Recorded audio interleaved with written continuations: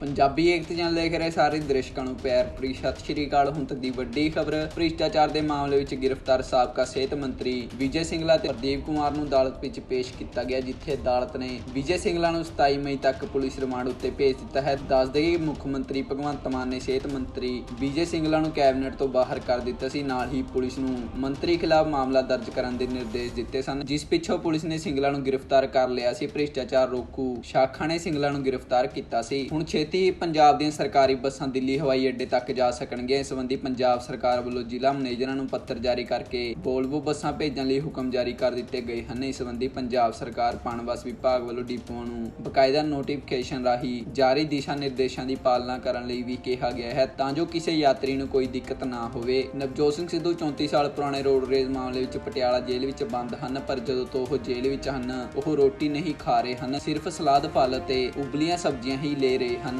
ਕਿਉਂਕਿ ਉਹਨਾਂ ਨੂੰ ਲੀਵਰ ਦੀ ਪ੍ਰੋਬਲਮ ਹੈ, ਜਿਸ ਨੂੰ ਲੈ ਕੇ ਨਵਜੋਤ ਸਿੰਘ ਸਿੱਧੂ ਸਪੈਸ਼ਲ ਡਾਈਟ ਵਾਸਤੇ ਅਦਾਲਤ ਵਿੱਚ ਪੇਸ਼ ਹੋਏ। ਸੋਮਵਾਰ ਨੂੰ ਰਜਿੰਦਰਾ ਹਸਪਤਾਲ ਵਿੱਚ ਸਿੱਧੂ ਦਾ ਮੈਡੀਕਲ ਕਰਵਾਇਆ ਗਿਆ ਸੀ, ਜਿਸ ਵਿੱਚ ਸਿੱਧੂ ਦਾ ਲੀਵਰ ਹਾਈ ਫੈਟ ਵਾਲਾ ਨਿਕਲਿਆ ਹੈ। ਡਾਕਟਰਾਂ ਦੇ ਬੋਰਡ ਨੇ ਉਹਨਾਂ ਲਈ ਲੋ ਫੈਟ ਹਾਈ ਫਾਈਬਰ ਖਾਣ ਦੀ ਸਿਫਾਰਿਸ਼ ਕੀਤੀ ਹੈ। ਅਦਾਲਤ ਵੱਲੋਂ ਪਟਿਆਲਾ ਜੇਲ੍ਹ ਦੇ ਅਧਿਕਾਰੀਆਂ ਨੂੰ ਸਿੱਧੂ ਨੂੰ ਸਪੈਸ਼ਲ ਡਾਈਟ ਉਪਲਬਧ ਕਰਵਾਉਣ ਲਈ ਮਨਜ਼ੂਰੀ ਦੇ ਦਿੱਤੀ ਗਈ ਹੈ। ਮੁੱਖ ਮੰਤਰੀ ਭਗਵੰਤ ਮਾਨ ਵੱਲੋਂ ਆਪਣੇ ਹੀ ਮੰਤਰੀ ਨੂੰ ਭ੍ਰਿਸ਼ਟਾਚਾਰ ਦੇ ਦੋਸ਼ ਵਿੱਚ ਬਰਖਾਸਤ ਕੀਤੇ ਜਾਣ ਤੇ ਵਿਰੋਧੀ ਵੀ ਉਹਨਾਂ ਦੀ ਤਾਰੀਫ ਕਰ ਰਹੇ ਹਨ। ਕਾਂਗਰਸੀ ਲੀਡਰ ਸੁਖਪਾਲ ਸਿੰਘ ਖਹਿਰਾ ਨੇ ਸੀਐਮ ਮਾਨ ਦੇ ਇਸ ਬੋਲਡ ਫੈਸਲੇ ਤੇ ਵਧਾਈ ਦਿੱਤੀ ਹੈ। ਖਹਿਰਾ ਨੇ ਕਿਹਾ ਕਿ ਤਾਕਤਵਰਾਂ ਖਿਲਾਫ ਇਹ ਸਖਤ ਕਾਰਵਾਈ ਪੂਰੇ ਪੰਜਾਬ ਦੇ ਭ੍ਰਿਸ਼ਟ ਸਿਆਸਤਦਾਨਾਂ ਅਤੇ ਨੌਕਰਸ਼ਾਹਾਂ ਨੂੰ ਪੂਰਾ ਸੁਨੇਹਾ ਦੇਵੇਗੀ। ਉਹਨਾਂ ਨੇ ਕਿਹਾ ਕਿ ਮੈਂ ਹਮੇਸ਼ਾ ਕਿਹਾ ਕਿ ਸਾਰੇ ਚੰਗੇ ਫੈਸਲਿਆਂ ਦਾ ਸਵਾਗਤ ਕੀਤਾ ਜਾਵੇਗਾ। ਪੰਜਾਬੀ ਯੂਨੀਵਰਸਿਟੀ ਚੰਡੀਗੜ੍ਹ ਨੂੰ ਕੇਂਦਰੀ ਯੂਨੀਵਰਸਿਟੀ ਵਿੱਚ ਤਬਦੀਲ ਕਰਨ ਨੂੰ ਲੈ ਕੇ ਸ਼੍ਰੋਮਣੀ ਅਕਾਲੀ ਦਲ ਦੇ ਪ੍ਰਧਾਨ ਸੁਖਬੀਰ ਸਿੰਘ ਬਾਦਲ ਅਤੇ ਸਾਬਕਾ ਕੈਬਨਿਟ ਮੰਤਰੀ ਹਰਸਿਮਰਤ ਬਾਦਲ ਨੇ ਸੀਐਮ ਮਾਨ ਨੂੰ ਅਲਰਟ ਕੀਤਾ ਹੈ। ਸੁਖਬੀਰ ਬਾਦਲ ਨੇ ਮੁੱਖ ਮੰਤਰੀ ਭਗਵੰਤ ਮਾਨ ਨੂੰ ਕਿਹਾ ਕਿ ਫੈਸਲਾ ਕੁਨਕ ਢੰਗ ਨਾਲ ਕੰਮ ਕਰੋ ਅਤੇ ਅਦਾਲਤ ਤੇ ਕੇਂਦਰ ਸਾਹਮਣੇ ਰਾਜ ਦੇ ਹਿੱਤਾਂ ਦੀ ਜ਼ੋਰਦਾਰ ਢੰਗ ਨਾਲ ਰੱਖਿਆ ਕਰੋ।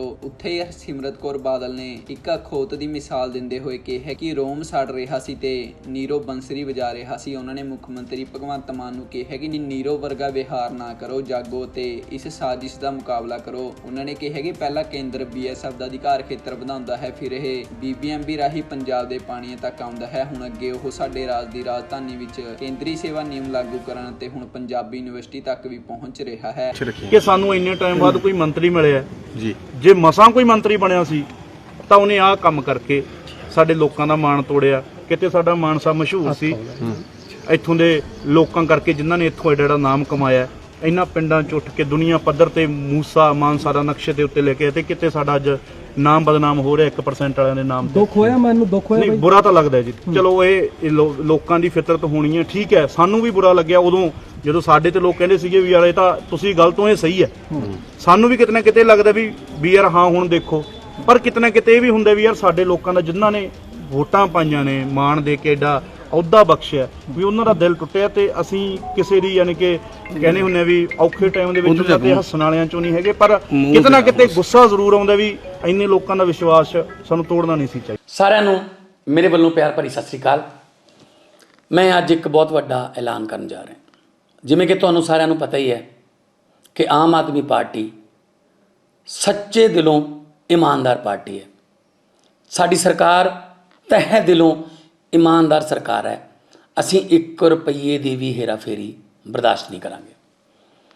ਜਦੋਂ ਚੋਣ ਪ੍ਰਚਾਰ ਦੌਰਾਨ ਮੈਂ ਪਿੰਡਾਂ, ਸ਼ਹਿਰਾਂ, ਕਸਬਿਆਂ ਜਾਂਦਾ ਸੀ ਤਾਂ ਮੈਂ ਲੋਕਾਂ ਦੀਆਂ ਅੱਖਾਂ 'ਚੋਂ ਇੱਕ ਉਮੀਦ ਦੇਖਦਾ ਸੀ। ਲੋਕਾਂ ਦੇ ਚਿਹਰਿਆਂ ਤੋਂ ਮੈਨੂੰ ਇੱਕ ਉਮੀਦ ਨਜ਼ਰ ਆਉਂਦੀ ਸੀ ਕਿ ਸ਼ਾਇਦ ਕੋਈ ਐਸਾ ਆਵੇਗਾ ਜਿਹੜਾ ਸਾਨੂੰ ਭ੍ਰਿਸ਼ਟਾਚਾਰ ਦੀ, ਆ ਕਰਪਸ਼ਨ ਦੀ ਦਲਦਲ 'ਚੋਂ ਕੱਢ ਲੇਗਾ।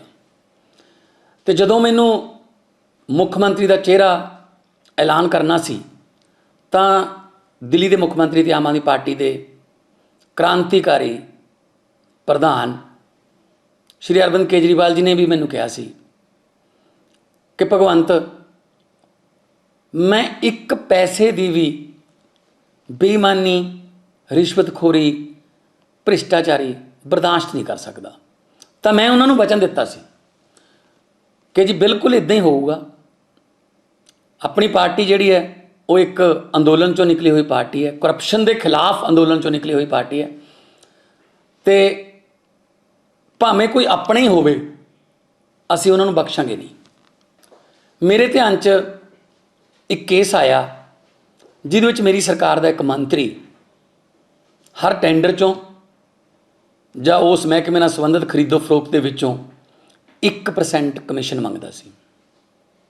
ਮੈਂ ਇਸ ਕੇਸ ਨੂੰ ਬਹੁਤ ਗੰਭੀਰਤਾ ਨਾਲ ਲਿਆ। ਇਸ ਕੇਸ ਦਾ ਸਿਰਫ ਮੈਨੂੰ ਪਤਾ ਹੈ, ਨਾ ਤਾਂ ਮੀਡੀਆ ਨੂੰ ਪਤਾ ਹੈ, ਨਾ ਵਿਰੋਧੀ ਪਾਰਟੀਆਂ ਨੂੰ ਪਤਾ। ਜੇ ਮੈਂ ਚਾਹੁੰਦਾ ਤਾਂ ਇਸ ਕੇਸ ਨੂੰ ਮੈਂ ਦੱਬ ਸਕਦਾ ਸੀ, ਪਰ ਜੇ ਮੈਂ ਇੱਦਾਂ ਕਰਦਾ ਤਾਂ ਆਪਣੀ ਜ਼ਮੀਰ ਨਾਲ ਵੀ ਧੋਖਾ ਕਰਦਾ ਅਤੇ ਲੱਖਾਂ ਲੋਕ ਜਿਨ੍ਹਾਂ ਨੇ ਮੇਰੇ 'ਤੇ ਵਿਸ਼ਵਾਸ ਕੀਤਾ ਹੈ ਉਹਨਾਂ ਦਾ ਮੈਂ ਵਿਸ਼ਵਾਸ ਤੋੜਦਾ। ਇਸ ਲਈ ਮੈਂ ਉਸ ਮੰਤਰੀ ਦੇ ਖਿਲਾਫ ਸਖਤ ਐਕਸ਼ਨ ਲੈ ਰਿਹਾ, ਉਹਨੂੰ ਮੰਤਰੀ ਮੰਡਲ 'ਚੋਂ ਬਰਖਾਸਤ ਕਰ ਰਿਹਾ ਅਤੇ ਤੁਰੰਤ ਪੁਲਿਸ ਨੂੰ ਉਹਦੇ ਖਿਲਾਫ ਕੇਸ ਦਰਜ ਕਰਨ ਦੇ ਨਿਰਦੇਸ਼ ਦੇ ਰਿਹਾ।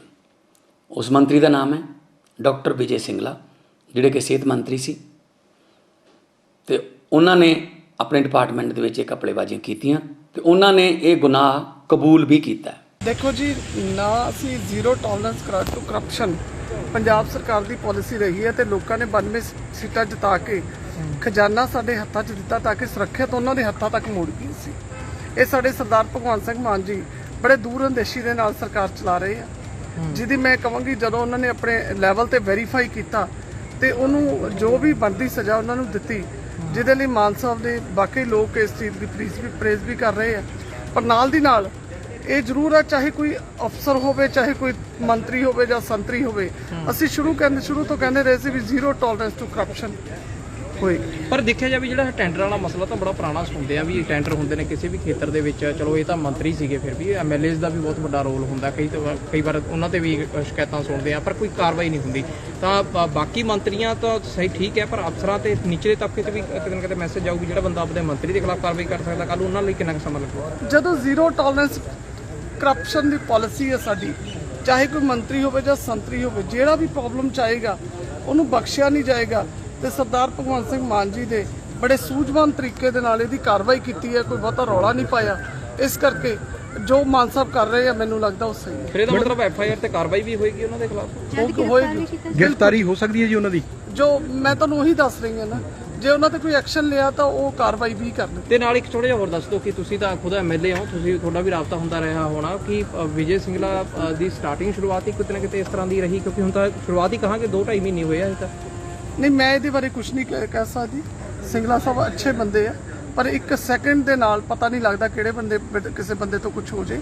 ਇਸ ਕਰਕੇ ਪਰਮਾਤਮਾ ਸਾਰਿਆਂ ਨੂੰ ਸਮਤ ਪਾਰਟੀ ਦੇ ਸ਼ੁਰੂ ਤੋਂ ਹੀ ਸਿਧਾਂਤ ਰਹੇ ਹੈ। ਸਾਡੇ ਪਾਰਟੀ ਦੇ ਸੁਪਰੀਮੋ ਸ਼੍ਰੀ ਅਰਵਿੰਦ ਕੇਜਰੀਵਾਲ ਜੀ ਨੇ ਸੱਤਾ ਤੋਂ ਆਉਣ ਤੋਂ ਪਹਿਲਾਂ ਹੀ ਸਾਡੇ ਸਾਰੇ ਵਲੰਟੀਅਰਸ ਨੂੰ, ਸਾਡੇ ਜਿਹੜੇ ਅਹੁਦੇਦਾਰ ਸੀ ਉਹਨਾਂ ਨੂੰ ਇਹ ਸਪਸ਼ਟ ਰੂਪ ਦੇ ਵਿੱਚ ਕਿਹਾ ਹੋਇਆ ਸੀਗਾ। ਉਹਨਾਂ ਦੇ ਨਿਰਦੇਸ਼ ਹੈ ਕਿ ਅਗਰ ਪਾਰਟੀ ਦਾ ਕੋਈ ਵੀ ਵਲੰਟੀਅਰ, ਚਾਹੇ ਕੋਈ MLA, ਚਾਹੇ ਕੋਈ ਮੰਤਰੀ ਹੋਵੇ, ਅਗਰ ਕੋਈ ਕਰਪਸ਼ਨ ਕਰਦਾ ਹੈ ਤਾਂ ਉਹਦੇ ਤੇ ਉੱਦਾਂ ਹੀ ਕਾਰਵਾਈ ਕੀਤੀ ਜਾਏਗੀ ਜਿਸ ਤਰ੍ਹਾਂ ਦੂਸਰੀਆਂ ਪਾਰਟੀਆਂ ਦੇ MLAs ਤੇ ਕੀਤੀ ਜਾਂਦੀ ਹੈ ਜਾਂ ਦੂਸਰੇ ਆਪਾਂ ਕਿਸੇ ਹੋਰ ਤੇ ਕਰਦੇ ਹਾਂ।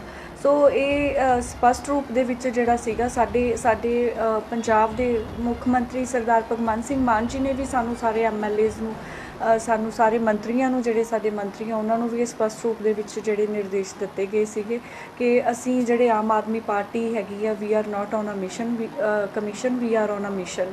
ਸੋ ਅਸੀਂ ਪੰਜਾਬ ਨੂੰ ਬਦਲਣ ਦੇ ਲਈ ਆਏ ਆ। ਪੰਜਾਬ ਦੇ ਲੋਕਾਂ ਦਾ ਪਿਆਰ ਜੋ ਸਾਨੂੰ ਇਸ ਵਾਰ ਮਿਲਿਆ, ਜੋ ਫਤਵਾ ਉਹਨਾਂ ਨੇ ਐਡਾ ਵੱਡਾ ਆਮ ਆਦਮੀ ਪਾਰਟੀ ਨੂੰ ਦਿੱਤਾ, ਉਹ ਇਸ ਵਿਸ਼ਵਾਸ 'ਚ ਹੀ ਦਿੱਤਾ ਹੈ ਕਿ ਅਸੀਂ ਪੰਜਾਬ ਦੇ ਵਿੱਚ ਇੱਕ ਬਦਲਾਅ ਲੈ ਕੇ ਆਵਾਂਗੇ, ਪੰਜਾਬ ਦੇ ਵਿੱਚ ਕਰਪਸ਼ਨ ਨੂੰ ਖਤਮ ਕਰਾਂਗੇ। ਸੋ ਪਹਿਲਾਂ ਵੀ ਦਿੱਲੀ ਦੇ ਵਿੱਚ ਜਦੋਂ ਅਗਰ ਅਸੀਂ ਦੇਖੀਏ ਤਾਂ 6-7 ਇਅਰਸ ਬੈਕ ਜਦੋਂ ਉੱਥੋਂ ਦੇ ਵੀ ਮੰਤਰੀਆਂ ਨੇ ਕੋਈ ਉਹਨਾਂ ਦੇ 'ਤੇ ਚਾਰਜਸ ਲੱਗੇ ਸੀਗੇ, ਸੋ ਉਦੋਂ ਵੀ ਸਾਡੇ ਪਾਰਟੀ ਦੇ ਸੁਪਰੀਮੋ ਸ਼੍ਰੀ ਅਰਵਿੰਦ ਕੇਜਰੀਵਾਲ ਜੀ ਨੇ ਉਹਨਾਂ ਦੇ ਖਿਲਾਫ ਜਿਹੜਾ ਸੀਗੀ ਉਹ ਕਾਰਵਾਈ ਕੀਤੀ ਸੀਗੀ। ਸੋ ਉੱਦਾਂ ਹੀ ਪੰਜਾਬ ਦੇ ਵਿੱਚ ਵੀ ਉਹੀ ਲਾਗੂ ਹੁੰਦੀ ਹੈ। ਕਿਸ ਤਰ੍ਹਾਂ ਦੀ ਕਾਰਵਾਈ ਕੀਤੀ ਗਈ ਤੁਹਾਡੀ ਜਾਣਕਾਰੀ? ਸਰ, ਮੈਨੂੰ ਹਜੇ ਇਹ ਪਤਾ ਚੱਲਿਆ ਕਿ ਮੈਂ ਲਾਈਵ ਦੇਖਿਆ ਸੀਗਾ ਮਾਨ ਸਾਹਿਬ ਦਾ ਕਿ ਉਹਨਾਂ ਨੇ ਇੱਕ FIR ਦੀ ਜਿਹੜੀ ਹੈਗੀ ਆ ਉਹ ਕਰਵਾਈ ਆ ਉਹਨਾਂ ਤੇ ਕੈਬਨਿਟ 'ਚੋਂ ਬਾਹਰ ਕਰ ਦਿੱਤਾ ਉਹਨਾਂ ਨੂੰ। ਪਾਰਟੀ ਤੋਂ ਬਾਹਰ ਕੱਢਣ ਦੀ ਗੱਲ ਹੋਈ? ਸਰ, ਪਾਰਟੀ ਬਾਰੇ ਹਜੇ ਮੈਨੂੰ ਇਨਫੋਰਮੇਸ਼ਨ ਨਹੀਂ ਆਈ ਹੈਗੀ। ਮੈਂ ਜੋ ਦੇਖਿਆ ਲਾਈਵ, ਸੋ ਉਹਨਾਂ ਨੇ FIR ਦੀ ਮੰਗ ਤੇ कैबिनेट ਦੇ ਵਿੱਚੋਂ ਜਿਹੜਾ ਹੈਗਾ ਉਹਨਾਂ ਨੂੰ ਉਹ ਬਾਹਰ ਕਰ। आज पंजाब के मुख्यमंत्री सरदार भगवंत मान जी ने अपने हेल्थ मिनिस्टर को बर्खास्त कर दिया।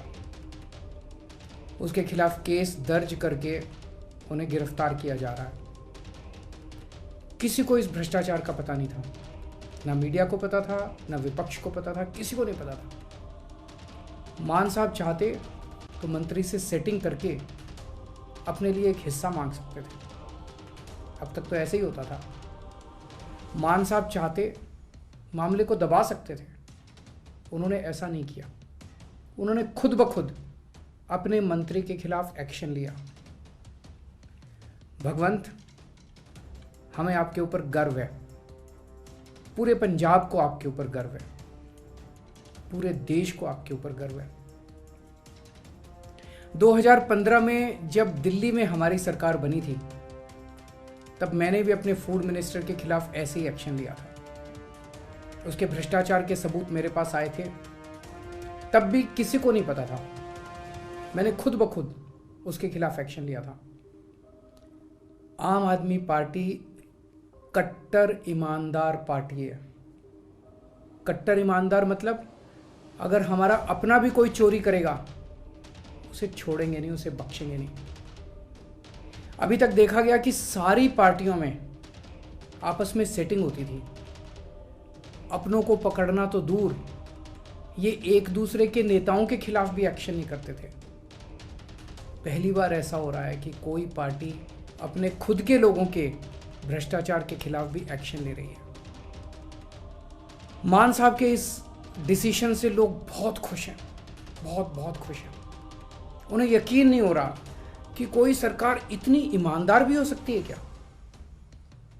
कई लोगों की आंखों में खुशी के आंसू हैं और विपक्ष को समझ नहीं आ रहा कि क्या कहे, कैसे इसका विरोध करे। तो विपक्ष कह रहा है, देखो देखो, सरकार बनने के 2 महीने में ही इनके लोगों ने भ्रष्टाचार करना शुरू कर दिया। ये सारी पार्टियां भ्रष्टाचार करती हैं, पहले दिन से ये लोगों को लूटना चालू कर देते हैं, रोज लूटते हैं।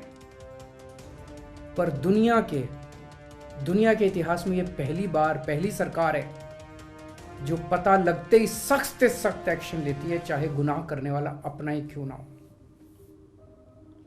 करप्शन देश के साथ गद्दारी है, भारत माता के साथ गद्दारी है। कुछ भी बर्दाश्त कर लेंगे, लेकिन भारत माता के साथ गद्दारी बर्दाश्त नहीं करेंगे। गर्दन कट जाएगी, लेकिन देश के साथ गद्दारी कबूल नहीं है। ना गद्दारी करेंगे, ना किसी को करने देंगे। बचपन से घर में माँ बाप ने ईमानदारी के संस्कार दिए हैं। ये जो हमने किया है, ये करने के लिए बहुत हिम्मत चाहिए, और ये हिम्मत हमें भगवान से मिलती है, ऊपर वाले से मिलती है। आज पूरे देश में सिर्फ और सिर्फ एक ही पार्टी है जो कट्टर ईमानदार सरकार दे सकती है। कुछ लोग कहते हैं कि पार्टी और सरकार चलाने के लिए देखो जी, थोड़ी तो करप्शन करनी पड़ती है, थोड़ी तो गड़बड़ करनी पड़ती है। आम आदमी पार्टी ने साबित कर दिया कि पार्टी और सरकार बिना भ्रष्टाचार के ईमानदारी से भी चल सकती है। भारतीय राजनीति बहुत खराब हो गई है, बहुत दूषित हो गई है। भारतीय राजनीति में आम आदमी पार्टी एक नई शुरुआत है, ईमानदारी और देशभक्ति की शुरुआत, एक सुनहरा भारत बनाने की शुरुआत।